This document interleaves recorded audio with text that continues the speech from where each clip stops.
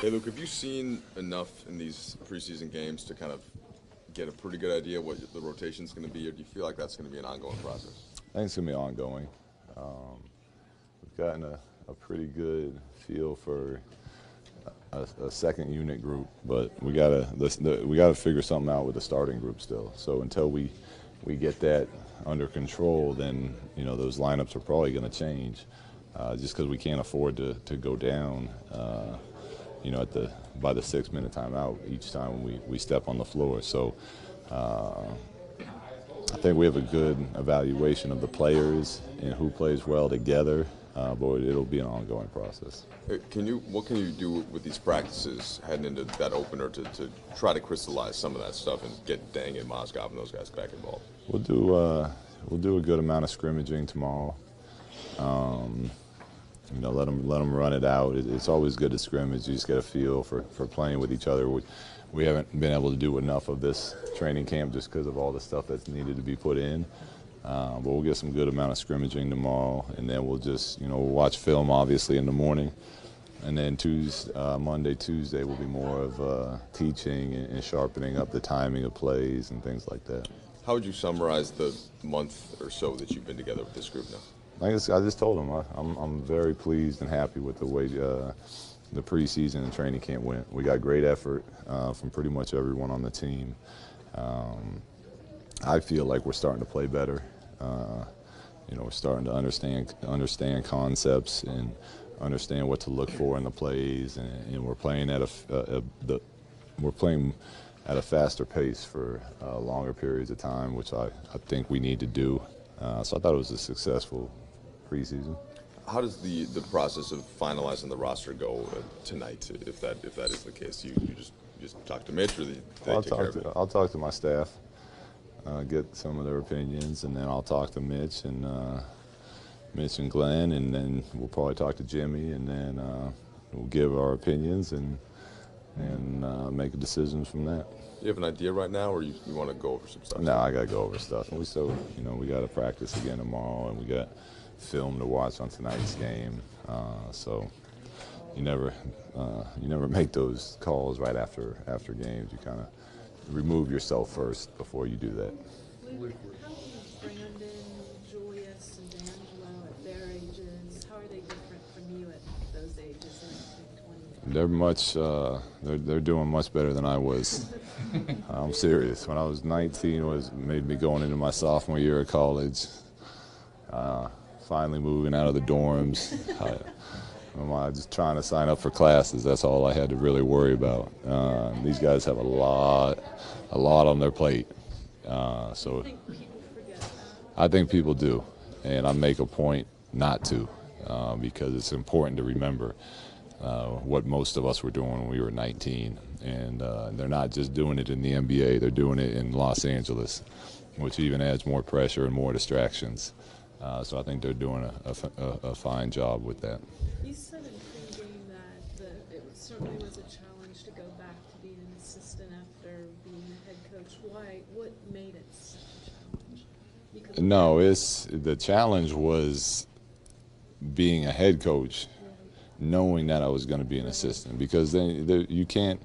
There's relationships you have as an assistant that when you're a head, you don't have those relationships. But if you can't also burn any of those, knowing that when you get back, your job is going to be completely different again. So it just made it a little more challenging to juggle the two. Out of all the areas you've been working on in the preseason, where do you see the best improvement? Where are you most happy with? It changes, honestly. It's sometimes I'm thrilled with our defense. Other times it's the way we're pushing the ball and moving, and then our defense is awful. So it constantly changes as the games go. They're doing a really good job in practice, at least, of giving effort and doing it. So that leads me to believe that at some point that will start carrying over into the games, just with more and more reps and time on all that stuff. But it changes game to game. So far, what have you seen in the veterans with mentoring the young guys? They've been good. We don't have a lot of veterans that that are going to get in your face and demand something out of the young guys, but we have veterans that will put their arm around you and talk to the young guys and give them advice about what they see and what's going on, whether it's practice. And we got veterans that lead by example, and they're, you know, Luol was the first in the gym the other morning when I got there, and he had already had a full sweat and a workout in. I think when young guys see that, then it helps their development as well. Luke, when you look at teams like, you played the Suns, you played the Kings twice, you played the Nuggets. These are teams that are in the conference that weren't in the playoffs last year, teams that you would have to jump over. Do you look at it as, is that how you're matching up, looking at how your team is doing to see, you know, how high you can get up in the standings? No, I'm looking at it just from an individual standpoint of how I feel we played. I'm not looking at, are we going to jump them, or are we going to jump them? Just straight, did we win, lose, or draw? I mean, I guess you can't really draw in the NBA, but just more of how we did. Did we execute game plan? Did we do our defensive rotations? And if we lose, then I'm fine with that. And vice versa, if we win a game where we didn't do anything, we just happen to get hot, I'm not as happy about that. You're not going to be a coach who's watching the standings this year. It's not. Well, I'm not going to lie and say I won't look at the standings, but I'm not going to be judging our success on where those standings are. Luke, before the game today, Earl was telling us that he hosted you and visited UCLA. Do you remember this visit? Nope. Nope. I don't remember anything from back then. It's a long time ago. He was saying university. Marcelo and his performance. Marcelo was great tonight. Marcelo is great. When we can get into an open court where he has space to make decisions, he's got that great floater. That's where I think where he's at his best. And their unit did a good job of pushing that tempo and playing that style tonight. Julius seemed to have a good game today. What do you think is the key for him to have these type of nights? Not really sure. He's always better when he's being aggressive, but by aggressive I mean sprinting the lane. If he doesn't have it, rim running. If he does get the rebound, pushing it himself. I feel like that gets him engaged more in what we're doing. But I haven't figured out the difference in, you know, nights that he is doing that and nights that he's not doing that yet. D'Angelo seemed to have a pretty consistent preseason. I think he led for you guys in points and assists. How have you seen him progress? He's good. He's been obviously, you know, doing a good job. You know, I think he's continuing to try to develop that when do I pass, when do I shoot, you know, game. And I think once that becomes more natural to him and he doesn't have to predetermine if he's going to shoot or pass, you know, the whole game will just open up for him. He's too talented for it not to. And I think sometimes when you're trying to do the right thing instead of just playing, it can slow you down a little bit. But you got to give him a lot of credit for trying to play that way.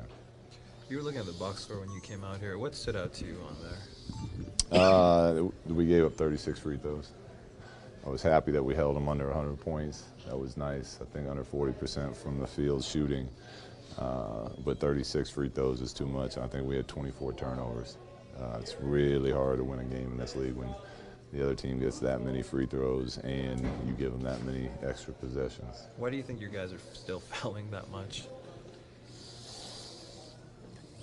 I don't know.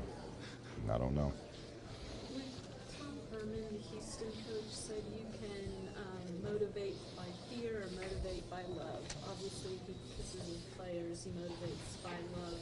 What do you think of that? Just the philosophy. I'm not going to kiss any of our guys, but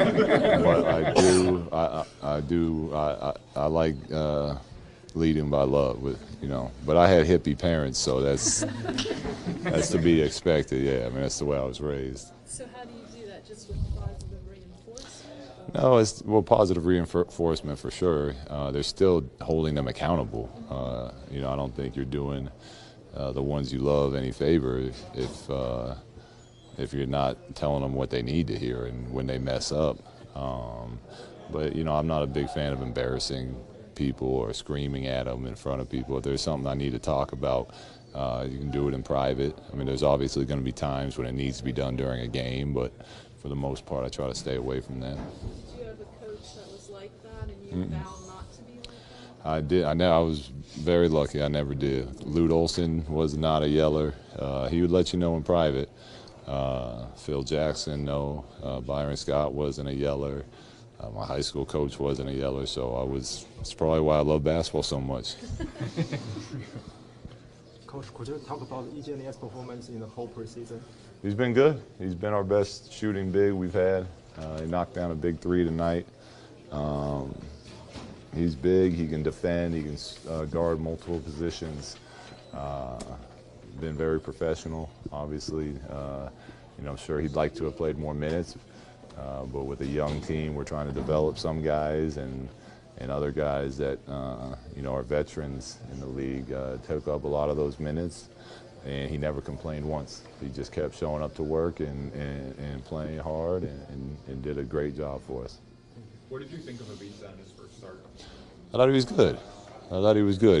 He looked a little nervous out there, but that's got to be a little expected. I mean, I think he's 19 as well, and he's starting for the LA Lakers. And he's only been in America for a few months, so that's got to be kind of,